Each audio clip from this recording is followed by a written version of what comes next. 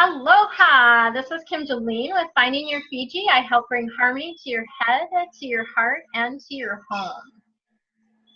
And I'm Dr. Cara Gubbins of the Animal Wisdom Circle and drcaragubbins.com. And I'm here to connect you with animals, nature, and your spirit. Beautiful. So we're super excited because we're bringing a new series to you.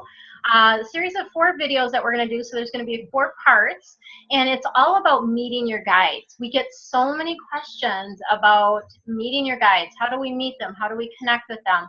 And all of that. So this series is intended to share some of our juicy knowledge around that. So today we are going to start with how you prepare. What do you do to sort of set the stage and prepare to meet your guides? So what is the first thing, Cara, that you typically do? So I think the very first thing is to maximize your chances for success. And to do that, you're going to choose a place and a time that's conducive to it. So you're going to be in a place where you feel comfortable, where you're not going to be interrupted, where you can be relaxed and maybe have some music, maybe you light a candle, you know, whatever you like to do. And know that you have that space available for you for the amount of time that you want it. So you're not like, oh, I have to remember to turn off, you know, get the cookies out of the oven or to do whatever. But that you just kind of set aside that time and space to really be present and just let yourself settle into the experience. Yes, and that's what I would do first. I would add to that, you know, turn off your cell phone notifications, right? Put your phone on silent, because you hear that pinging in the background, and that's going to disrupt or interrupt that flow and that connection that you have. The other thing is, I really like to be like comfortable. Like, be somewhere that you are comfortable. Some people like to lay down when they do this. Some people like to sit up. Whatever is comfortable for you, do that. I used to have a favorite chair, and that was always where I would meditate. Like, in Minnesota, I had this, and I was thinking about that, like, oh, I need to get one of those couches because it had an ottoman, and I just could, it was so perfect and so comfortable for me, because you want your body to be comfortable, so you're not thinking about your body, you're being more open, right? Yeah, creating that time, and not where you don't have to be in a rush to get somewhere. Like, make sure that you've got a nice, we're setting a container is essentially what you're doing. You're creating a container. Yeah. So what's step 2, Kim? So step 2 is creating the mindset, right? Is being in that state of open receptivity. And one of the things I like to say, and we use this with Feng Shui a lot too, is you want to be feeling good when you do this. And it's the same thing with connecting with your guides. You want to be feeling good. So whatever does that for you, maybe it's you go for a walk in nature before, maybe you dance, maybe you just shake or move your body, do some yoga stretches, something. But you don't want to be doing this when you're cranky, crabby. What we always say is with Feng Shui is you don't want to do it when you're hungry, angry, lonely, or tired, right? So it's those kind of things. That's not a good state to be in. You want to be in the most open and receptive state. And, you know, I think I would add to that too, part of getting into that open and receptive state is doing something that is non-goal oriented, you know, something that's going to activate the right side of the brain. So whether it's drawing or painting or walking or breathing or cooking or, you know, whatever gets you into that state, do that first. Something that gets that right brain kind of going versus our left brain, which is more thinking and worrying and timing and, you know, all that stuff. You want to kind of move into that timeless space. And even if you know it's only 10 minutes, that's okay, because you're just fully letting yourself be there for those 10 minutes. Yeah.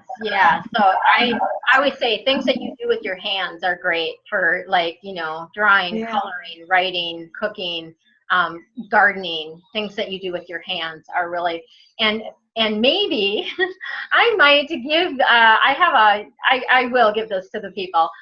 So I have a vibration raising actions list. And it's basically a list of all kinds of different activities you can do to raise your vibration. So I'll put that link in here. I'm going to just write myself a note about that. So that'll be a great freebie for you guys. Awesome.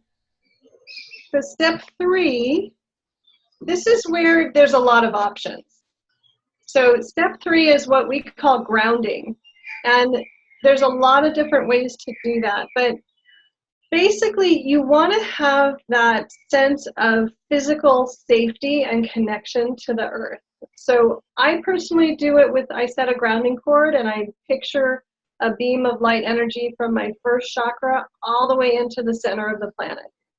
That's my grounding cord. It's kind of like the string on a balloon. So if you think of your energy field as the balloon, your grounding cord is the string that holds it down.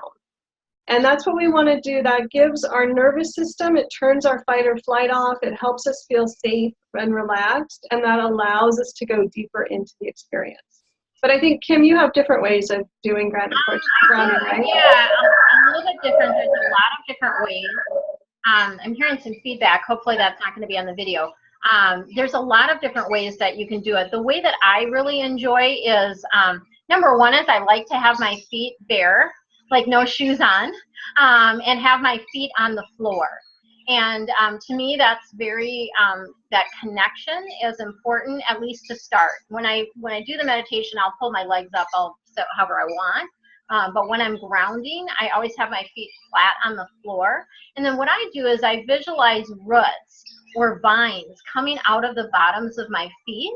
So again, it's that cording. It's just a different way to do it. You can picture beams of light coming out of your feet. You can picture metal.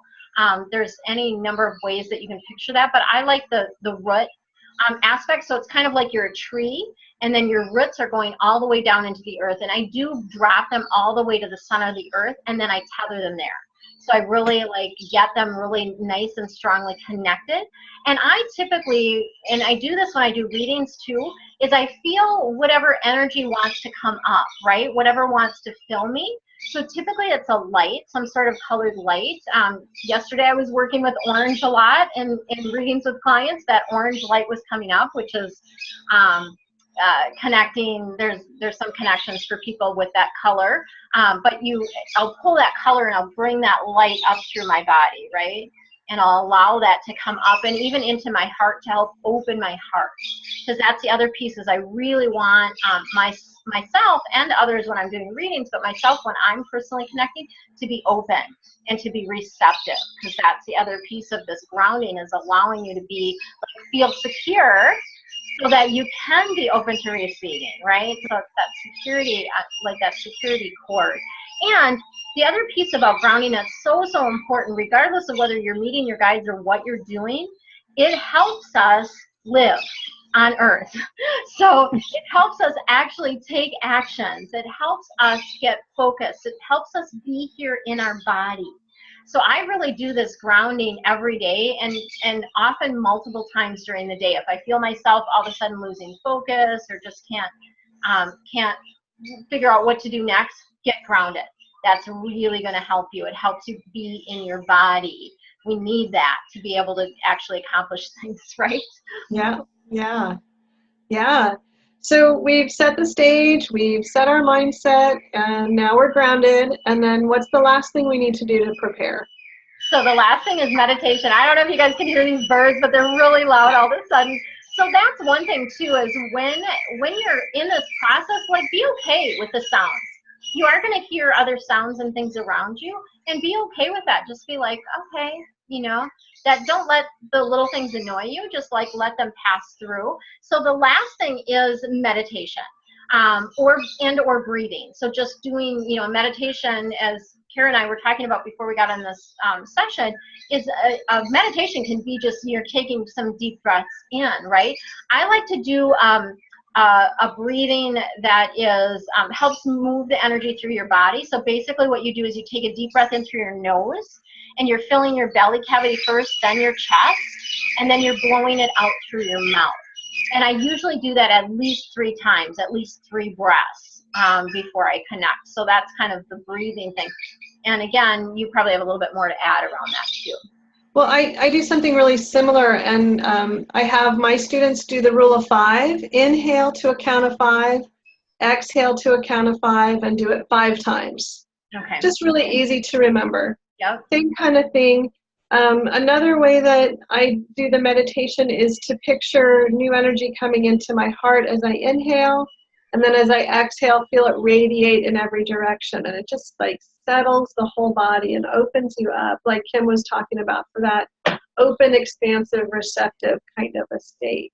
Mm-hmm. And then, you know, for me, the amount of time that I'll spend meditating is really dependent on where I am when I sit down. So sometimes it really only takes one breath to just be really centered and focused. And also sometimes it takes 10 or 15 minutes to really. Yeah, because your monkey mind is like in all over the place, right? So I'll just stay there. I'll focus on my breathing. I'll do, you know, a mantra breathing, Om Namah Shivaya, or Om, or peace, or, you know, whatever word or sound resonates with you. Just do it over and over until you feel that in your body, that shift and settling.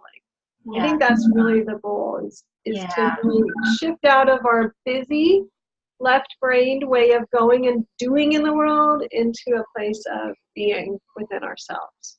Yeah. And the other thing for me that I often will do with the breathing is when I'm breathing in, I'm gathering up any tension, any resistance that I'm feeling to the process, right? Gathering up that tension, that resistance, anything that's no longer serving me. And then when I blow it out, I'm letting it go, right? So it's that sense of like gathering up any like anxiety about doing this, right? Anything that might be coming up about that, and then letting it go. And I often use guided meditation. So it's perfectly okay to listen to a guided meditation before you go into this as well. That works for a lot of people. It works really well for me because it gives me something to really focus on.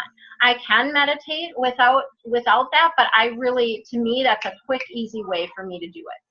And I usually meditate at least 11 minutes when I'm doing it. So, because to me, that just kind of that 11 is magical, and it gets you fully into that state when you're doing it. So yeah. So anything else that you want to add around that?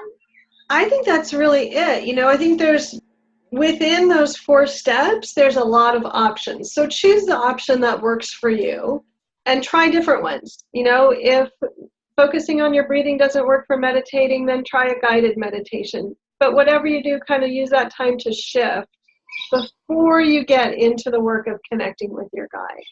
But these are the 4 steps that we do regularly, and we do them because they work, and we do them because we need them. So, exactly. So don't think that you're just gonna like, oh, go in and do it, which, you know, maybe you could, but also there's nothing wrong with taking the time to really go through the steps, and that just is going to make it even more likely for you to have the success that you want. Yeah, beautiful. So just to recap, the 4 steps are essentially setting the stage, like creating a physical space and a time that works for you. The second one is about setting your mind, like creating the mindset that you need, being that open and receptive. The third thing is grounding, so getting really grounded and connected. And the 4th would be some sort of meditation or calming your mind, right? Right. Beautiful. Beautiful. And Kim's going to have her free gift of the Raise Your Vibration thing, right?